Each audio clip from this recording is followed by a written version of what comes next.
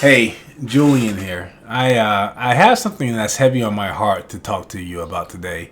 This is something that was prompted from it was a large cohort of coaches who got together and just kind of just have a powwow, brainstorming, and a kind of a knowledge share session together, which is really cool and really enjoyable to be a part of. And so I hold those opportunities as sacred because I think it is beneficial for a lot of thought leaders, or just people who are part of a certain cohort, or people who are practitioners of a certain expertise or profession or competency set, to get together and hear how others are navigating similar competencies and dynamics in the marketplace, to kind of share that. So I find this cohort and the session valuable. And still, there was something that I heard in the session, and kind of a topic that came out of the session that I feel the need to really speak to more than I did in the session itself. And I'm not going to give any details about what was said in the session because that's just not how I roll. But I'm going to tell you a lot about what I believe on this topic. And yeah, I believe it because I've come to know this to be true for myself, but I also don't just replicate what my own experiences for everyone else either. Like, I don't just assume that because I understand or I've experienced a thing, I've had one possibility play out for me in my life, I'm actively living right now, that is true for others because of any kind of common factor or common relatable trait. What am I trying to say? Boy, because I know it's probably getting confusing already. So the topic is, are there populations of people that exhibit certain tendencies that make them more or less coachable, specifically? So I think let's just carve that out. I think that's the first point. Are there demographics that have tendencies, patterns, or trends, right, that thematically makes them more or less coachable?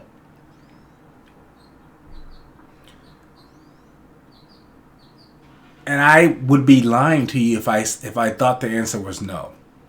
I certainly think, however, how you think about that can make or break your effectiveness coaching that person, and or the social compatibility that you have to be an effective coach for that demographic with which you've made these thematic analysis presumptions for, or observations, or they can be validated.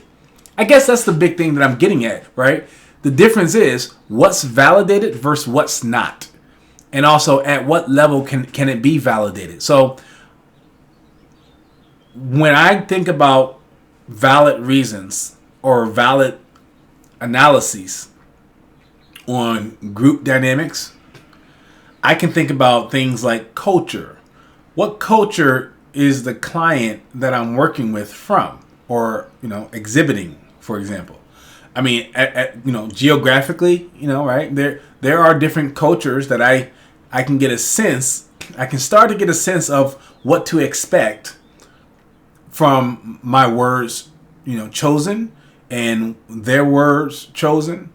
I guess the fidelity, the pipeline, that everything I'm saying is going to be understood the way that I intend it to be. I think that degrades a little bit to people who have English as a second language, for example, right? And doesn't even matter what specific region they're coming from. I just know that that's a possibility. And so I turn up the radar, or I tune in my radar when I'm speaking to someone from a different geographical region. There's other cultural components that come into play when I'm working with the individual. But I'm saying that to say what I really believe, which is I think the basis for effective coaching comes from your ability to take inventory of how you are as the coach, how you communicate, how you listen, how you feel, and how you rationalize and think. What's your intuition like? So feelings, sure, some of these things go into there, right? And you can categorize or compartmentalize those things however you need to, whatever makes sense to you. But that self acumen, that self awareness, and not just and not having it put into a box that, okay, I'm like this, I'm always calm, I'm always this, whatever it is, just to have that kind of attentiveness to it is to the different stages and different modes of being that you exhibit and have experienced is very key to the ability to be compatible for different kinds of people, different demographics, different makeups of people. I also think, though, the other half of that formula, so the first half is knowing thyself, to summarize it, right? And that means very specifically not dying on any one hill of a categorization of yourself. Knowing how you are situation to situation, knowing the range, I guess, of who you are. Because you're not the same person in all situations all the time. You're not. And so I would say that, and you can, maybe abstract out, hey, I'm always a nice person. I always care about, you can abstract those out. So yes, one of those things would be personality traits or behavioral temperaments or so on and so forth, right? On down that kind of, what constructs you to be who you are, your nature and nurture and everything else that makes up who you are and how you are. That's good to really kind of parse that out and take inventory of that. The other side of the formula is doing the same thing or being willing to take in who the coachee, your client, is. And so that is a very individual task. It is a monumental effort to do. This is why people hire coaches in the first place, because they have friends, they have family. A lot of people do. I would say most people have friends and family, right? Some people do not, though, to be clear. Like, some people are very lonely and isolated and feel like they're on an island onto themselves. And that's a whole different thing. And that person might need counseling or therapy or something serious for the situation that they're in. But when a person who is whole, resourceful, and creative, which is the basic presuppositions, those basic tenets that I believe my clients all are. If you're coming to me, you are whole, resourceful, and creative. To look at them and then to lump them into a base of assumptions based on my trend analysis, I think it's flawed. I think it's flawed from the get-go.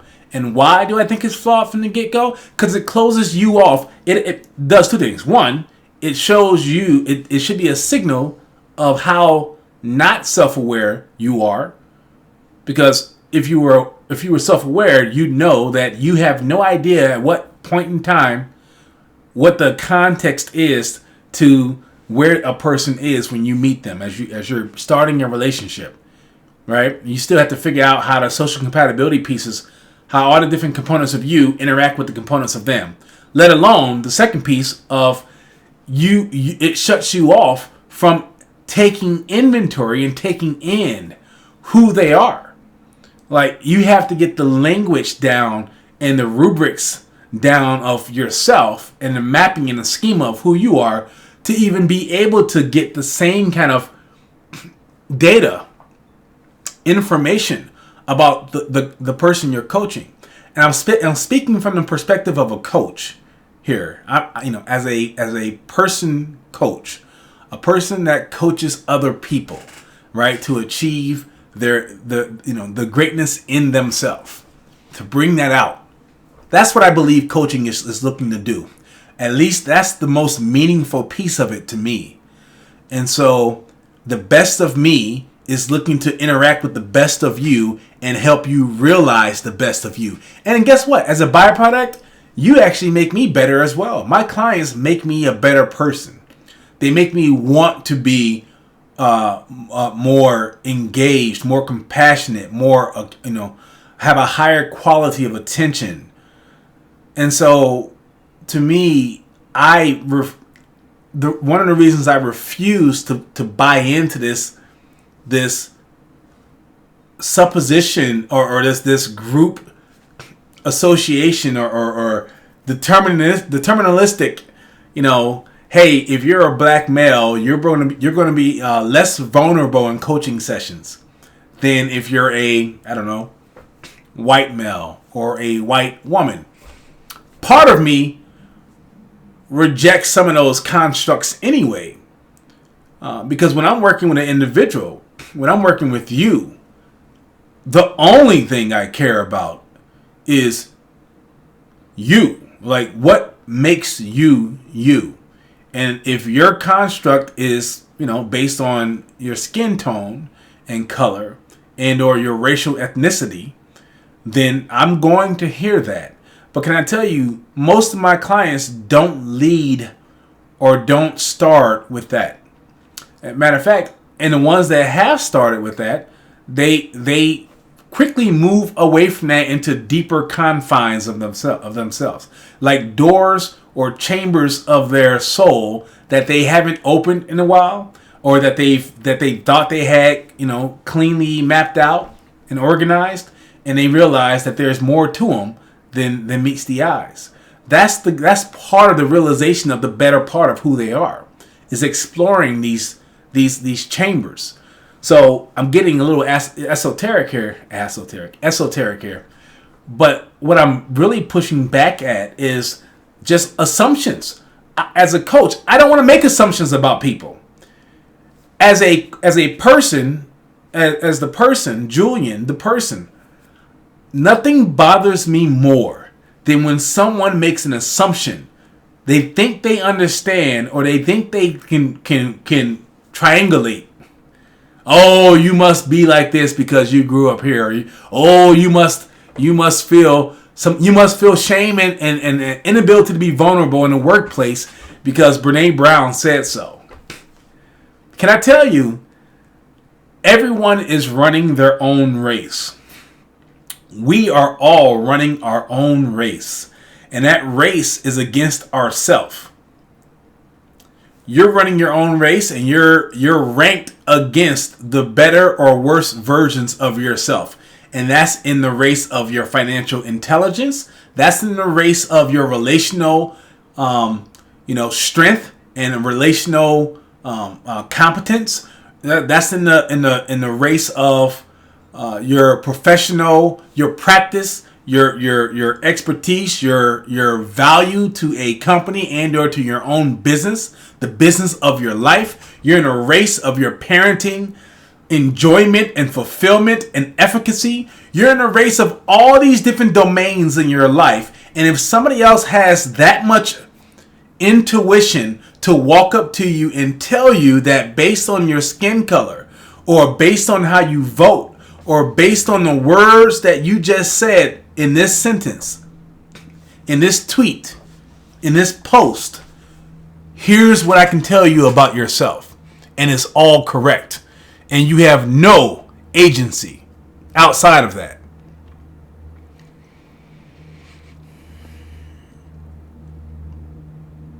I don't think that's helpful. I don't think that helps the person become the better version or the best version of themselves. I think it's a person who's building walls, a coach even, who's building walls. They're not courageously exploring the, not just possibility, but the probability that they know not enough about you to tell you what you're thinking. Keeping out of your own way as a coach is one of the biggest challenges that I think coaches have. I'll just speak for myself. Staying out of my own way. I like to judge, but I like to critique my own judgments. So I put, like, the safeguard for me is, yes, I judge. I do judge. I evaluate things all the time. But I'm always critiquing my valuation process. I'm open to new ideas. I'm open to the probability that I'm wrong about my presuppositions and my assumptions. Matter of fact, I'm scouring my ecosystem for assumptions so that I can question them and I can validate them. And only until they're validated can I take that as gold or something to make a basis off of. But even when they're validated, I know that I have to check back in sometime soon. And can I tell you, if I'm not doing that for you as your coach, or if I feel that coaches aren't doing that for me, if I'm coming to them for coaching, you now fall into one of my principles, which is I've learned who to listen to. You have to learn who to listen to. And some people want to tell you things that they haven't earned the right to tell you about yourself. The skill, the saving grace of learning who to listen to, I think, makes or breaks the journey that you're on. I'll go more into that learning who to listen to, what I mean by that, examples of that in my life. It's not an ego thing. I don't believe it is I just don't listen to anyone, right? I don't operate like that. And it's not a negative thing either. It's something that is empowering when you feel the whole of yourself align and agree to this person is someone you should listen to in a certain domain, in a certain topic. But it's a skill. So we'll talk about that in a future video. I just wanted to get this off my chest a little bit. And I hope that it resonates with someone out there. I don't want to come across as, it's not about how I come across. I just don't want to confuse any of my clients that what I can see on the outside is the most absolute truth about you. So if that resonates, give me a like, give me a follow. I'd love to hear from you directly, and let me know what your thoughts are. I'm sure this is a little confusing. I'm sure there's points for clarification. So I'm willing to engage in that conversation, and I hope that you are too. And that's what I want to model for you guys. I want to model for you that there are exceptions to every rule, and that there's more conversation to have. And when I say let's have a conversation, it's not just let's talk around the topic. I want you to critique my thoughts. Just like I appreciate that. Just like I appreciate being able to critique others' thoughts, and that's part of being open. So, without rambling further and further, I bid you adieu. Thanks for timing in. Have a great day.